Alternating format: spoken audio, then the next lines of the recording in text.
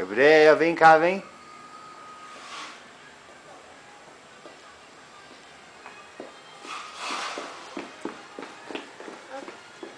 Você pegou esse? A vovó...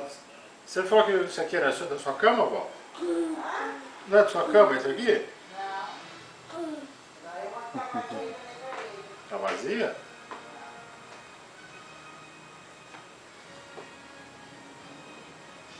É que não é ruim esse arroz não, mas cozinhar mais. Você pôr tempero. Não é ruim. Tempero eu não posso, pai. Não, falando, se esse arroz é bom com tempero. Poderia jogar um pouquinho de pomarola, talvez. Pomarola eu ainda posso. Deve estar começando a coçar lá. Ô pai, apaga essas luzes.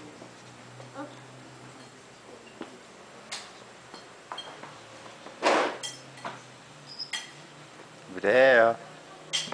Ô, Gabriel. Ô, filhão.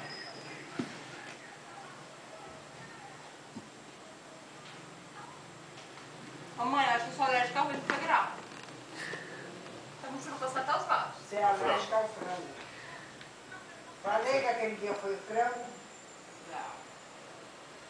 Você tem coisa que você não pode ouvir, não? Tá sem sal, tem que colocar sal na hora. Você não soube nada? Não. Se eu pus, eu pus limão. Eu não lembro. Limão depois, você usou minha metade e ficava em cima. Foi. Nossa, frango para ela tem 60 mil. Lavou, limpou. Gostou de isolado. Para de comer, vai tomar remédio. Mas não tem coça, os lábios. Coça a mão. O que você tem na boca? A tampinha. Tira. Ai, ai, ai. Não pode dar nada pra você, né? Esperto. Você tá com cigarro na boca? Não, não pode.